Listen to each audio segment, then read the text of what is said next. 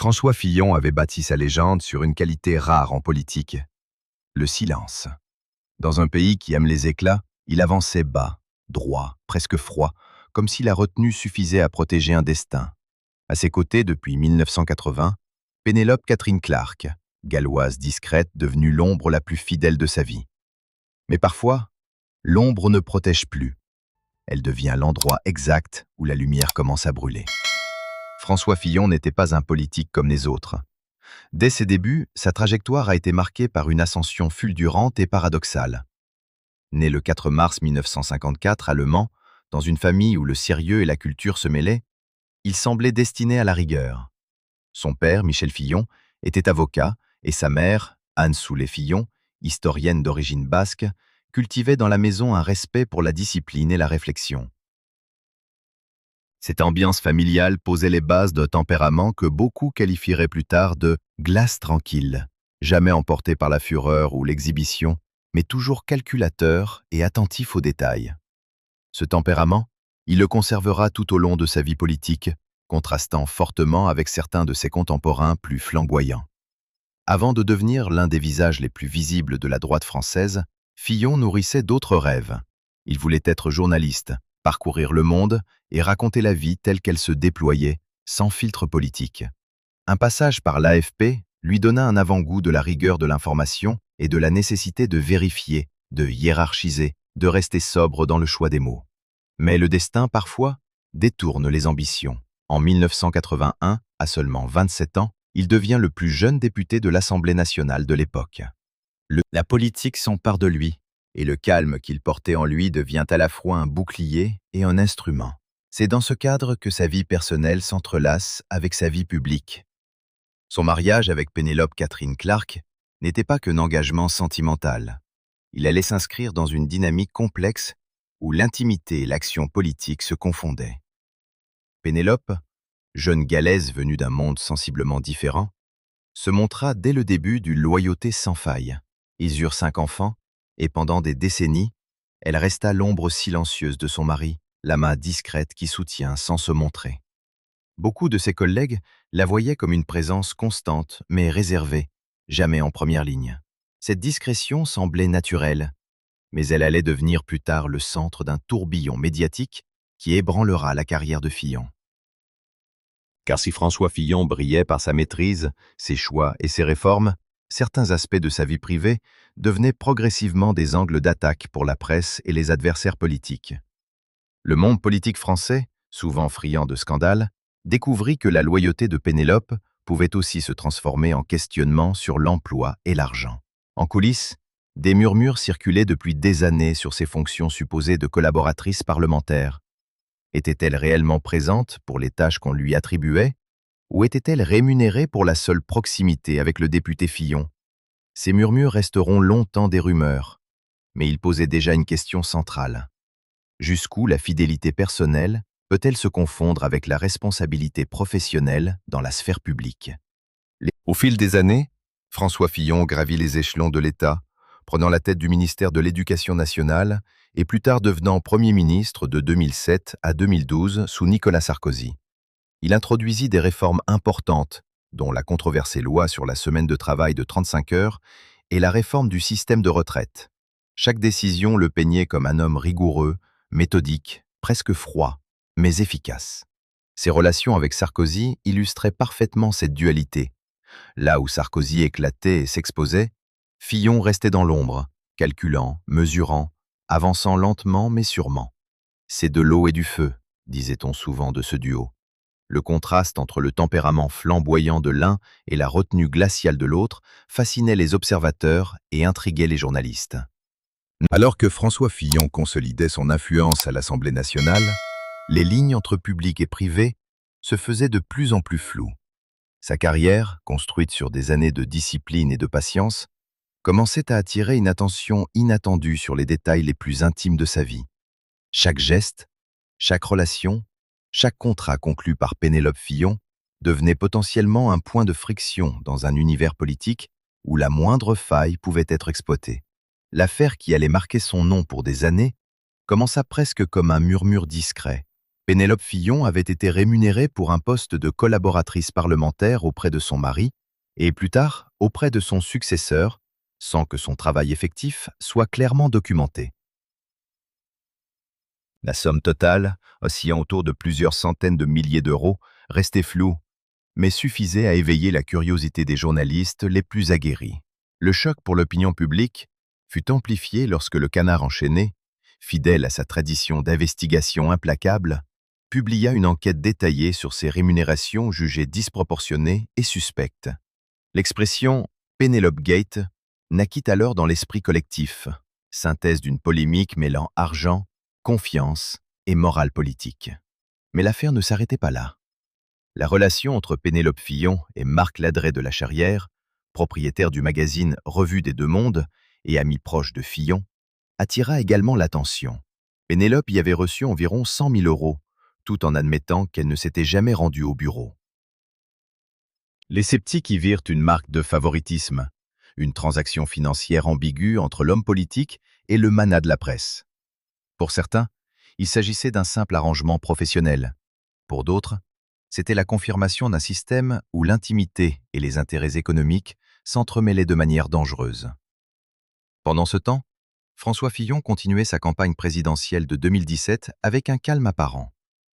Sa discipline et sa retenue, qui lui avaient permis de gravir les échelons de l'État, se transformèrent en boucliers face aux critiques incessantes. Cependant, chaque sortie médiatique, chaque événement de campagne, révélait de nouvelles tensions.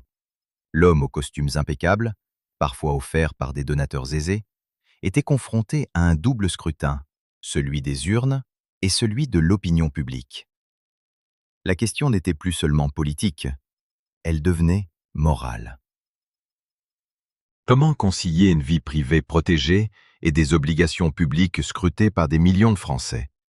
La presse, avide de détails, commença à analyser chaque apparence, chaque déplacement, chaque interaction de Fillon et de sa femme. Les 5 enfants du couple, jusque-là presque invisibles aux yeux du public, furent indirectement mêlés à cette tempête médiatique.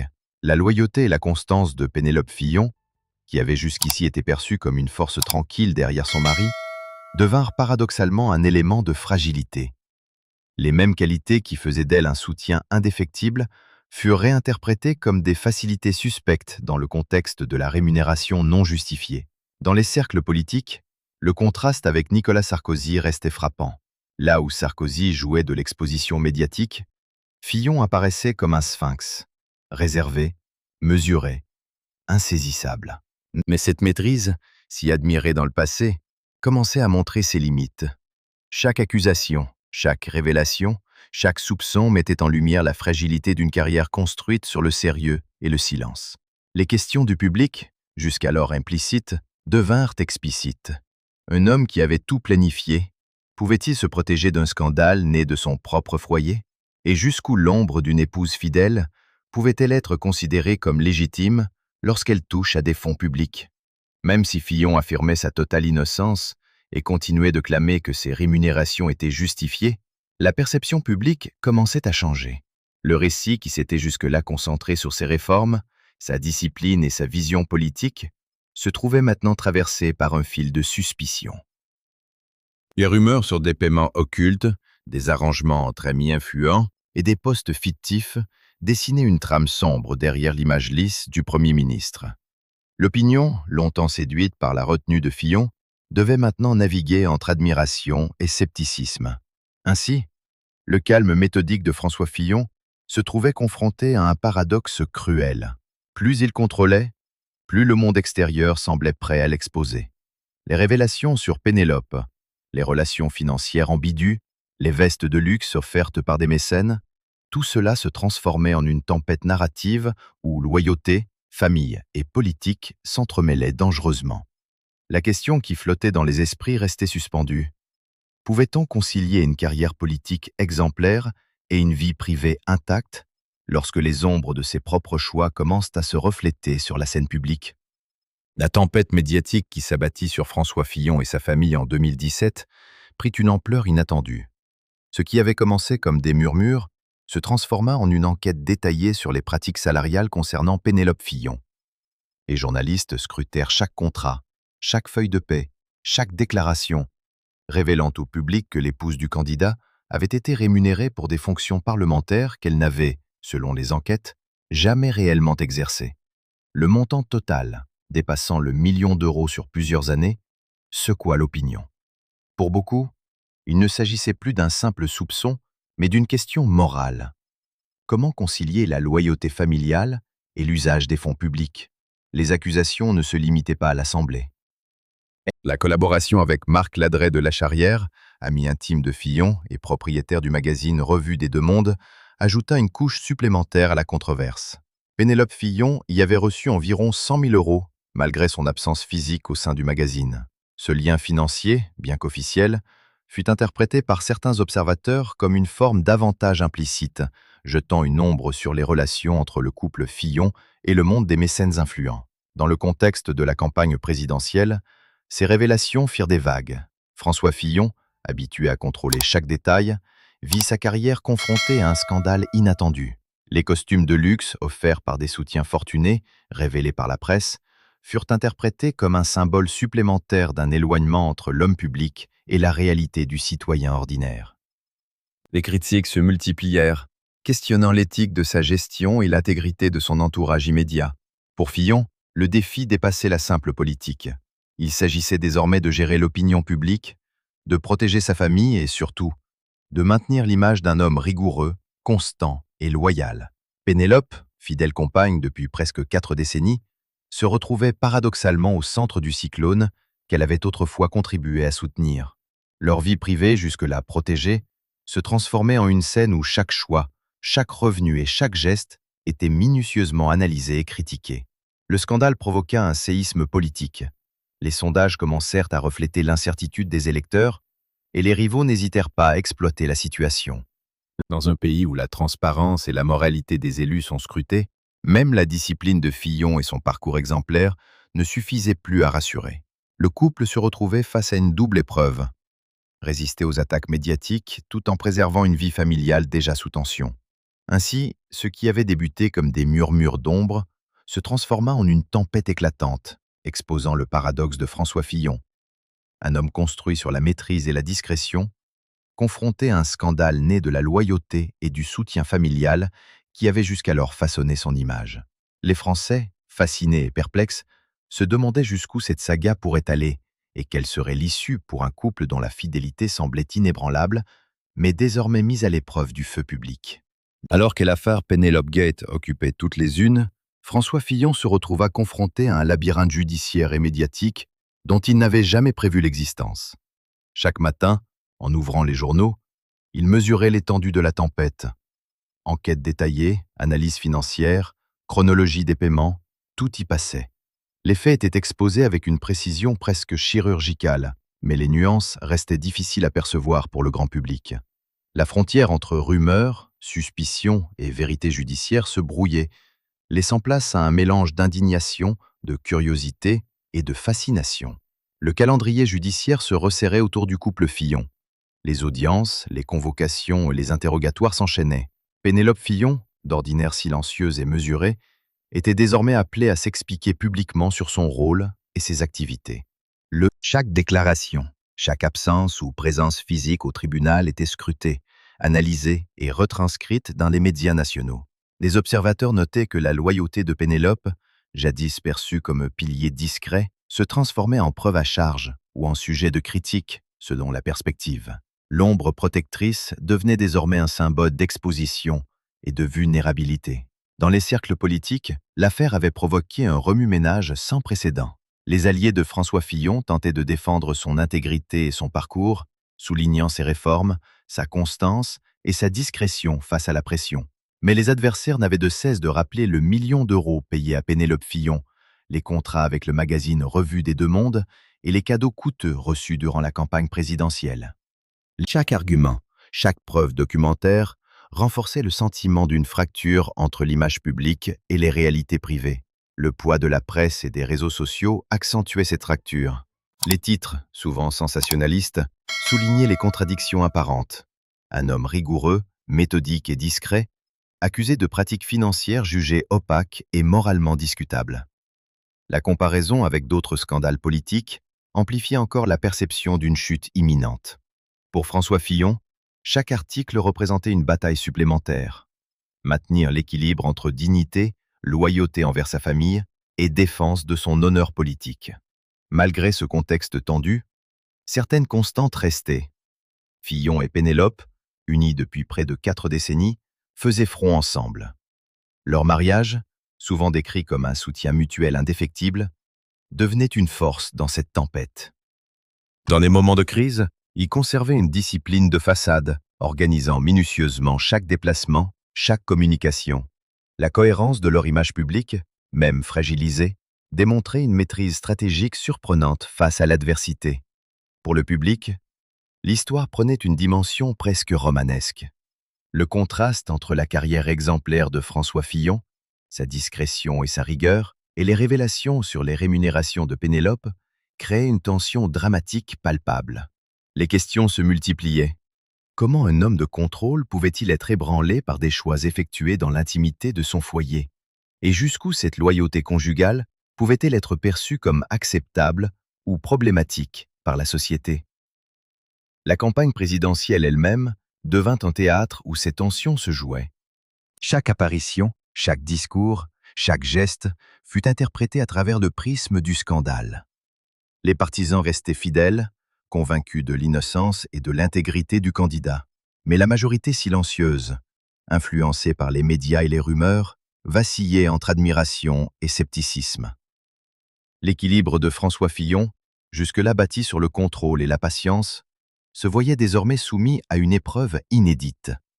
Résister à la tempête médiatique, tout en conservant la cohérence de son message politique et la dignité de sa vie familiale.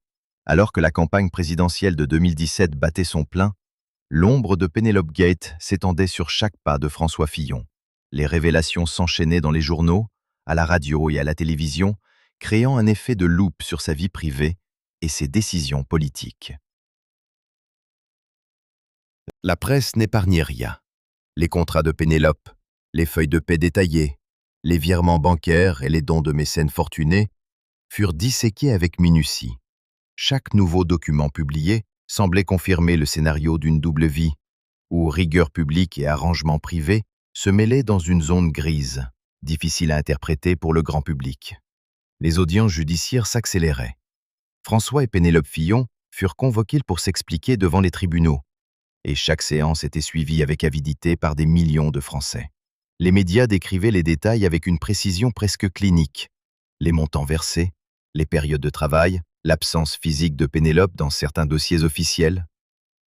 Le million d'euros accumulé à travers les rémunérations parlementaires et le magazine Revue des Deux Mondes prenait désormais une dimension symbolique. Il ne s'agissait plus seulement de chiffres. C'était une question d'éthique, de confiance et d'image d'un homme qui avait jusqu'alors incarné le sérieux et la discrétion en politique. Dans ce contexte, chaque geste de François Fillon fut scruté. Ses discours, auparavant salués pour leur sobriété et leur clarté, étaient désormais interprétés à travers le prisme du scandale. Les costumes offerts par des donateurs riches, déjà mentionnés dans la presse, furent présentés comme des indices supplémentaires d'une proximité problématique avec le monde des élites. Le contraste était saisissant. Un homme reconnu pour sa rigueur et sa constance, accusé de pratiques jugées opaques dans une société où l'exemplarité des élus est scrutée avec acuité. Pour Pénélope, l'expérience fut tout aussi éprouvante. L'épouse discrète, qui avait toujours accompagné son mari dans l'ombre, se retrouvait maintenant au centre d'un questionnement public intense. Chaque déclaration, chaque absence ou présence au tribunal, chaque geste était observé et interprété. La loyauté qui avait été sa force devint paradoxalement un point de vulnérabilité.